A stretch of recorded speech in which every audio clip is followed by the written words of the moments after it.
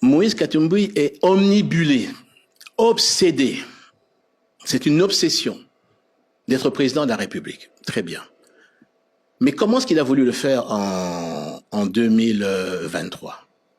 Je vous avais dit, lorsque j'ai fait cette interview, qu'une opération est en train d'être montée avec des Russes, parce qu'en tant que ministre de la Défense, j'avais le réseau d'information assez poussé, pour pouvoir manipuler et entrer dans le site de la CENI, sortir des faux listings et être diffusés par une grande organisation que je n'ai pas voulu nommer, mais en fait, c'était déjà les acteurs, certains acteurs de la SENCO. Vous nous avez dit que vous alliez nous donner des preuves. Aujourd'hui, voilà. Vous les avez?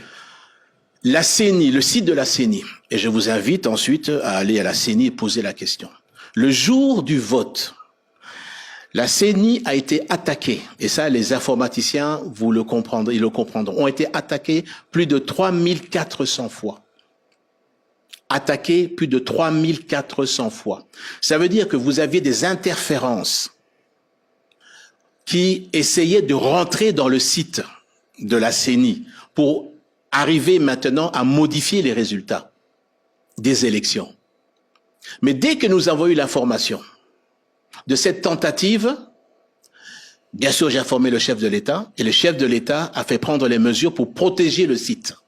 Et c'est comme ça qu'ils n'ont pas pu pénétrer le site.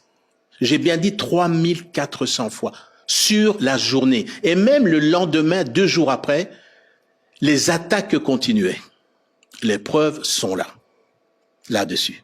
Et je vais vous dire plus que ça, sans vous citer les noms. Les preuves que cela vient de Moïse Katumbi aussi? Mais bien sûr. Bien sûr. Parce que le renseignement, moi, quand on me le donne, on le cite, nommément.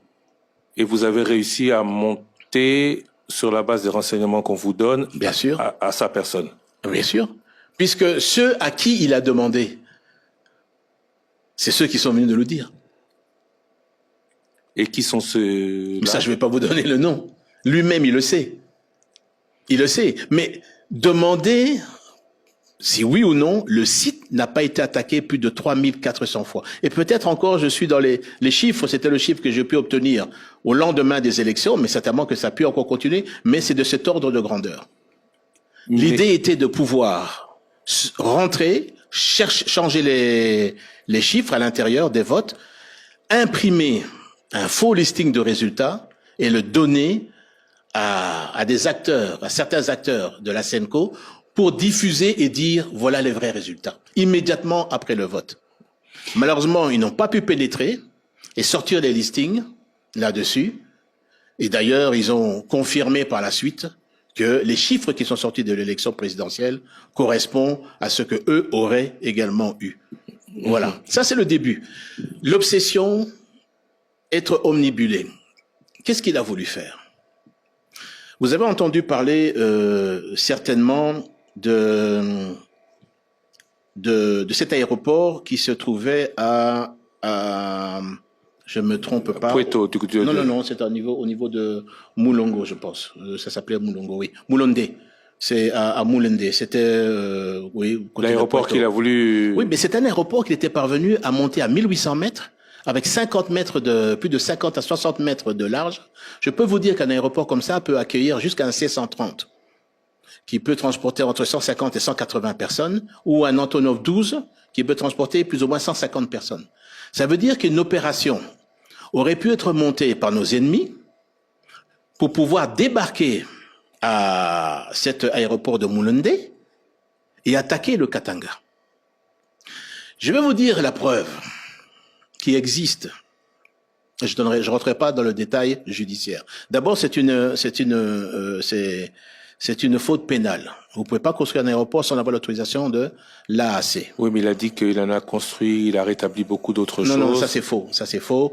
Il y a toute une manipulation de faux également. Lorsqu'il a appris ça, il a essayé de se rattraper après coup en envoyant une lettre pour informer l'AAC. Pas pour demander l'autorisation, mais pire que ça.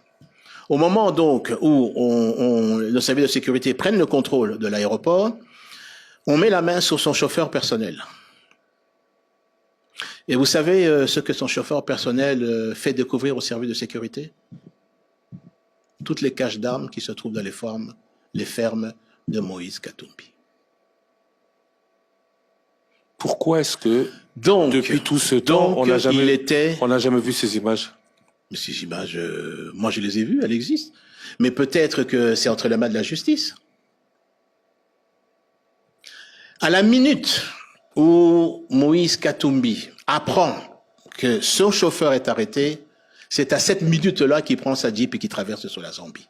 Et que sa femme traverse le lac pour pouvoir rejoindre la Zambie. Donc vous avez la preuve aussi pour Moïse Katumbi. Mais je vous le dis. Certains responsables de la Senko, vous dites aussi.